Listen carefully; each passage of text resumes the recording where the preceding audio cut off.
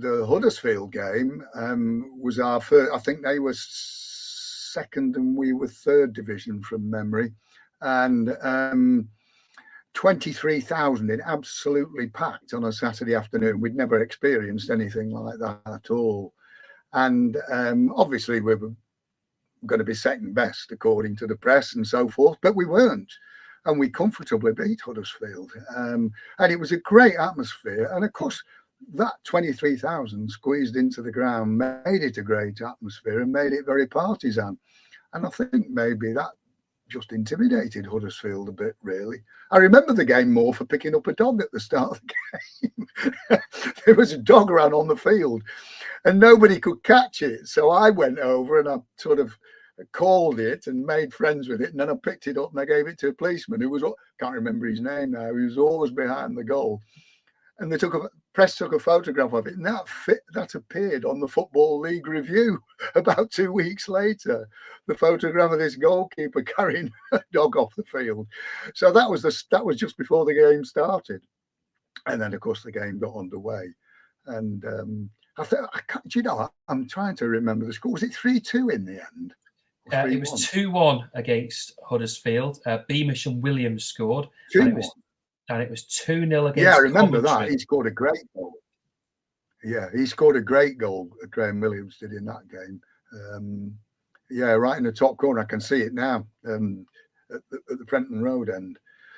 And then we got drawn against Coventry, and of course we were then playing a first division side away, and everybody thought, well, that's the end of the run for Tranmere. But we went there, and we played well.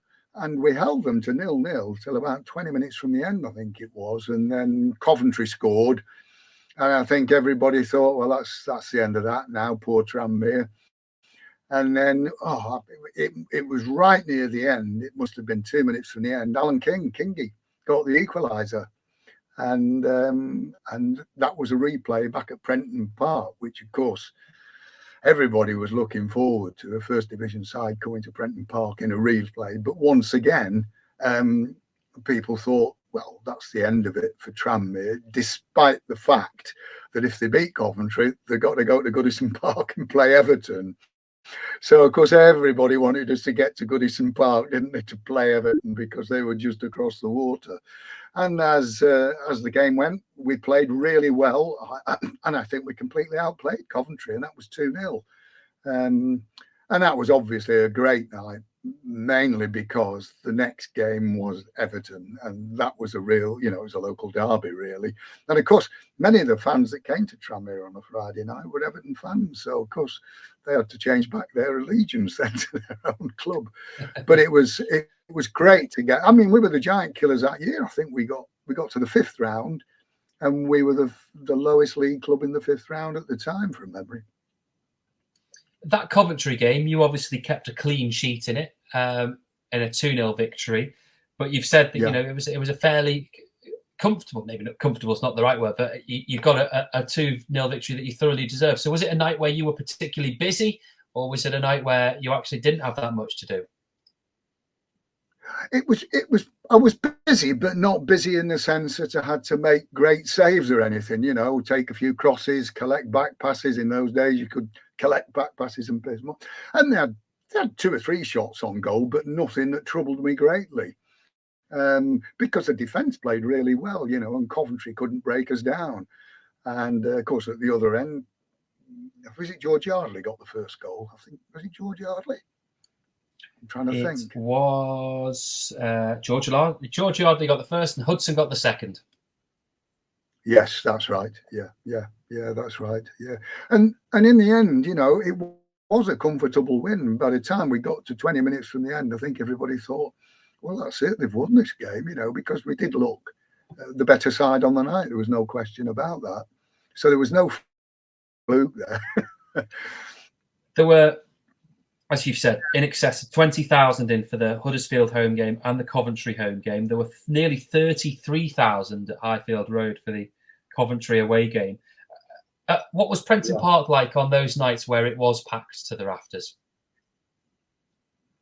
Oh, fantastic. I mean, it was, in those days, very little seating. You know, there was the stand down the side there, which is an old wooden stand, and everybody else was, you know, standing the Prenton Road, and they were packed in behind the goals and packed in at the other end as well. And that was what made it such a good atmosphere. I do think in the days of standing, you know, I know it was difficult because you did have problems with that occasionally, but with standing, I think it did make an atmosphere because everybody was packed in really, and I don't know what it was, but it just made it almost a better atmosphere than when you get all seated crowds now. I think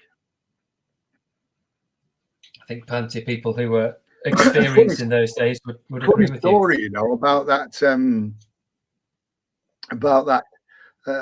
that wooden stand along the side.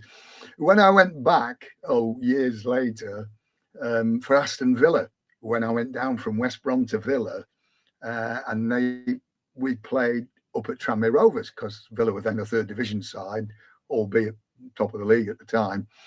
And we went to Prenton Park, and Dave Russell I saw afterwards, you know, we had a drink afterwards, players and so forth. And Dave Russell said, how are you enjoying it? And I said, fine, you know. I said, great new stand you've got there. He said, yeah. He said, it is good, isn't it? And I said, how much did that cost? Just as a matter of interest to build. And he said, I think it was 35,000 quid. I said, 35,000 quid? That wasn't long after I'd gone, was it? He said, no. I said, well, why isn't my name along the top there? And he just burst out laughing, Dave. I said, you sold me for 35,000 and built a damn stand.